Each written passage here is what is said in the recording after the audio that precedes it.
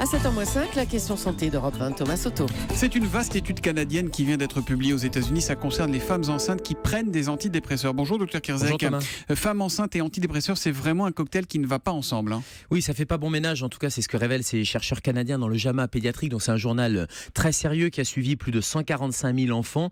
Et il y a une corrélation statistique entre prendre des antidépresseurs et un risque d'autisme, et un risque fort, puisque ça doublerait le risque d'apparition d'autisme chez les enfants si la maman ou la future maman a pris des antidépresseurs pendant et surtout pendant une certaine période, c'est-à-dire 2e et 3e trimestre de la grossesse. Alors, quand on parle d'un risque qui augmente de 87%, évidemment, ça fait peur, c'est un risque élevé, mais ça reste peu courant quand même. C'est une base de départ qui est assez faible, j'imagine. Alors, c'est une base de départ qui est assez faible, sauf que quand on regarde la notice des antidépresseurs, et nous, prescripteurs, quand on regarde dans notre dictionnaire, il n'y a pas de contre-indication aux antidépresseurs. Donc, c'est déjà le premier problème, c'est-à-dire que c'est une des premières études qui montrerait un risque.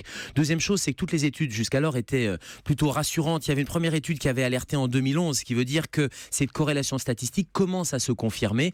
Et je dis bien corrélation statistique, ça ne veut pas dire causalité. Donc il faut toujours prendre avec beaucoup de prudence ces chiffres-là. Une corrélation, ça veut dire qu'il y a un lien statistique, ça ne veut pas dire qu'il y a un lien de cause à effet. Donc il va falloir poursuivre les investigations et d'autres études. Mais on sait en quoi ça pose problème médicalement ou pas? On arrive à faire le lien ou... Alors les chercheurs donnent un lien qui serait plutôt inquiétant. C'est une action directe sur le développement du cerveau fœtal. Et ça, c'est embêtant parce que ça voudrait dire qu'il y a un lien de ces molécules, et particulièrement certaines molécules, certains médicaments qui agissent sur la sérotonine. Vous savez, Thomas, la sérotonine, c'est ce neurotransmetteur, cette substance chimique. Eh bien, certains médicaments vont agir directement dessus, et cette action aurait un effet néfaste sur le développement du cerveau du bébé. Il y a beaucoup de femmes enceintes qui font des primes, qui prennent des antidépresseurs. On estime entre... On parle souvent du baby blues après, mais pendant, on y pense moins. Pendant, on estime à 6 à 10% le nombre de patients, de futures mamans qui ont une dépression. Alors, la seule question, finalement, en tant que prescripteur, c'est est-ce que ces femmes-là ont besoin véritablement d'un traitement antidépresseur médicamenteux?